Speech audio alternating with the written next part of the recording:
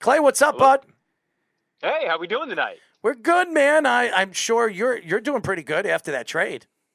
Yeah, man, it's been pretty busy down here. As you can imagine, people are really excited inside and outside of the Dolphins building. So, we're starting to figure out exactly where the parade route's going to be for the Super Bowl. And, thankfully, we've had some practice with the Miami Heat down here, so maybe just follow that route. Listen to him. we know Arrow won't be going there because he doesn't like the kind of climate. No, I don't. And I was in Miami for the Super Bowl. It was crazy over there. So I know the traffic over there. The one thing I like about Miami is there's to get into the city part, there's 6 lanes. So people drive like lunatics on, all the way into the city, but it's faster. The traffic isn't as bad as it is here in New York. So that's a good thing. That's so true. It's a great point. And see, I don't travel into the city as much outside of for games. When I'm heading to work, it's just 95, but on the outskirts of the city. And so your point about how people drive down here, it is the worst I have ever been on the planet. Not just in the U.S., on the planet. It is unbelievable, and yet here we are because of the weather and the people and all that good stuff. So everybody if everybody doesn't know, we are talking to WPLG, the Miami sports anchor and reporter Clay Ferraro. Speedy always fill. You know what's so funny about Speedy? I tell Speedy, make it when I'm trying to read off introductions and stuff like that, make it easy for me to read off, and he adds words that make it doesn't fit together in a flow. But anyways, Clay, we really appreciate you joining us. So why don't we get into it? Why don't we get into the Miami Dolphins? They made a big trade at the trade deadline. They added Bradley Chubb, one of the better linebackers in the NFL, 5.5 sacks. He's been pretty dominant on a Broncos defense that is one of the best defenses in all of the NFL. What were your thoughts when they made that trade? They gave up a significant amount. I know a lot of people don't care about the running back they gave up because he hasn't had much of a season, but they gave up a first round. They gave up a 5th round draft pick? I think it was a 4th, and they got a 5th. A 4th and a 5th. So what were your thoughts of the trade? Do you believe that this was a great trade for the Miami Dolphins? Well, I think it's great in this sense. They're all in. And I think for a Dolphins team that forever, it's been okay, we're kind of on the outskirts. Do we have a team that's good enough? No, they definitively believe that they have the talent in that building to make a massive run. And they're not just, Tua said it yesterday. And by the way, Tua is somebody who historically, he's opening up a bit this year. He had kind of a statement yesterday where they asked him where he thought he'd improved the most over the course of this season. And he goes, well, I would say the deep ball, right? Right, guys, right? And, kind of playing along with the criticism, which, by the way, I've never understood that criticism. His arm strength's always been fine. He's always thrown the deep ball fine, but that's a different story for a different day. But I think what he said yesterday that I think raised some eyebrows was, we are willing to talk about Super Bowls around here. It's not just you focus on the moment and you focus on the task at hand and the opponent at hand, but they are believing big things here. And look, that doesn't mean that I think we're expecting them, as much as I joked about the parade route, to go to the Super Bowl this year. And yet I do think that when you go out to practice, the talent level on this team has increased so much over what we've had here over the last few years. And so I think for the first time when people see that on the field, they think that it is finally a realistic possibility that, and even if it's not necessarily this year, that they're building the sort of talent foundation where they can eventually get to that place. So what we were just discussing actually before you came on, the contract that they signed, 5 years, 110. I think it was a lot. Yeah, to Bradley Chubb. I thought it was a good contract. Errol thought it was a lot. What did you think of it? Can I do both? And I'll tell you why. Okay, go ahead. It was a lot. And this is, and look, I know sports talk, right? The last thing you want to do is ride the fence on something, but Tua is still on a rookie contract. And so where I think the Dolphins have the benefit is they can afford to make either a few mistakes or overpay a couple of really good guys, because once you sign Tua to that contract, then you can start to move around the bonus money so the cap hits don't necessarily coincide with each other. You can do it in a smart way where Bradley Chubb's is 1 year, maybe Tyreek Hill's is another year, and then it benefits you, the team, and the players buy in because, man, they get their bonus money. Everybody's, oh, you restructure your contract. Oh, so nice of you. It's so good for the team. No, you get all that money right now. the team's able, though, to move around the bonus money. And to me, guys, I think that's the big thing where, yes, I looked at it, I said, oh, that's a lot of money, especially for a player who has had injury issues in the past.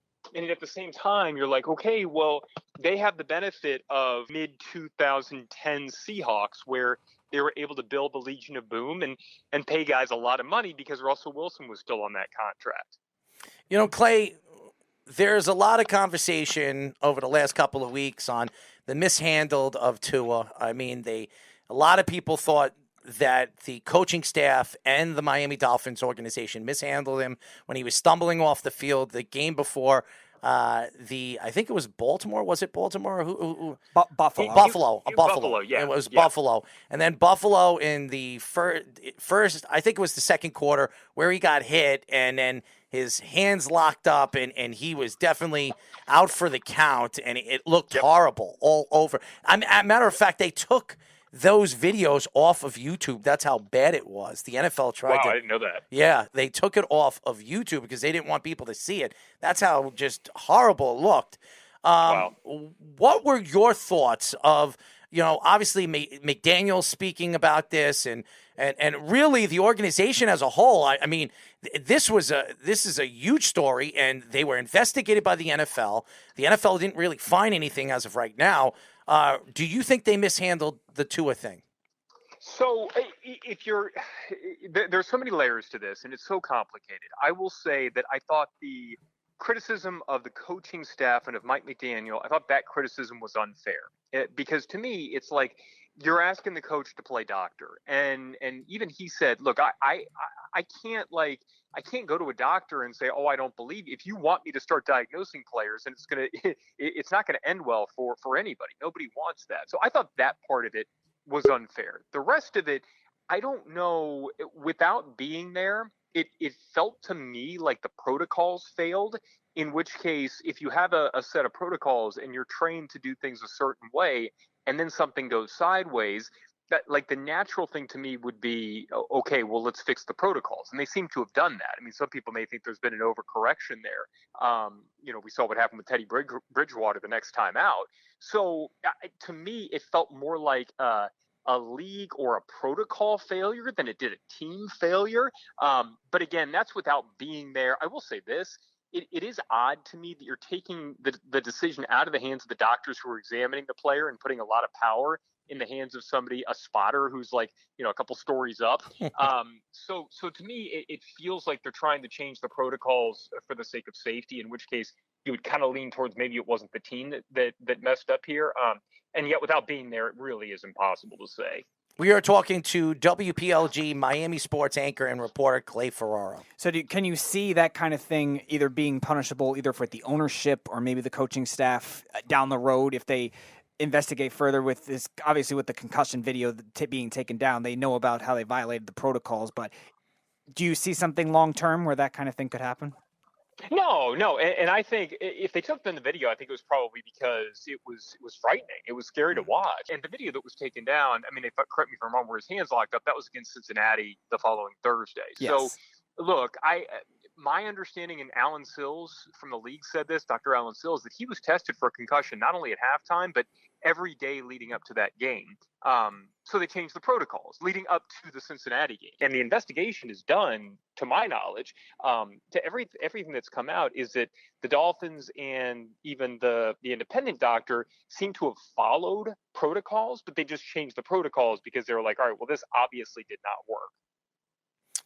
It's so interesting when you look at the game, and Tyreek Hil, obviously going and getting traded over there from the Chiefs to Miami was a big story in the offseason. It really was. And Tyreek Hil, spoke a high game about Tua and spoke a high game about this Miami Dolphins team, him and Waddle, how they're going to change the league, how they're going to dominate.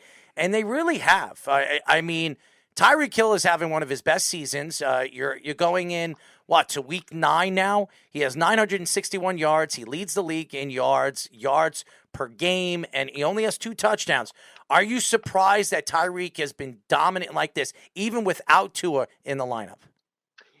Yes, I think to this level, I will say this.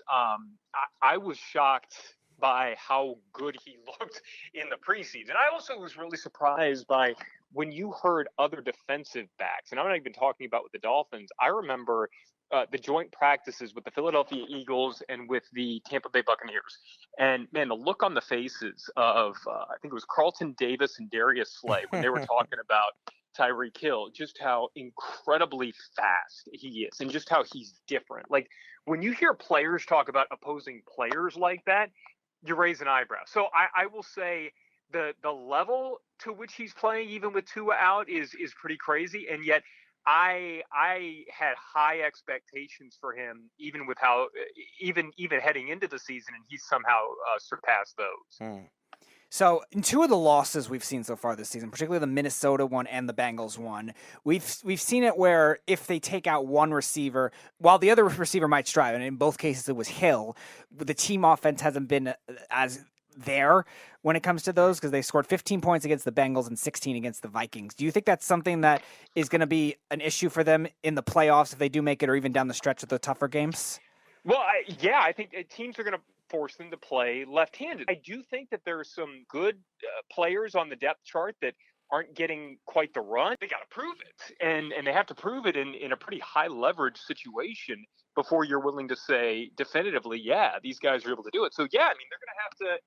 Look, I mean, if you follow like the Patriots, for example, they take away your bets. Mm-hmm. They make you play left-handed, and I think that's exactly what teams would try to do against them. As everybody knows, we are talking to WPLG Miami sports anchor and reporter Clay Ferraro.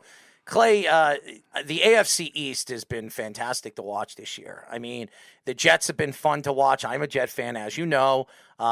Zach Wilson didn't look so good last week. A lot of people have been taking shots at him, but nevertheless, they've been fighting with injury. Elijah Veritucker's out for the season, an all-pro player.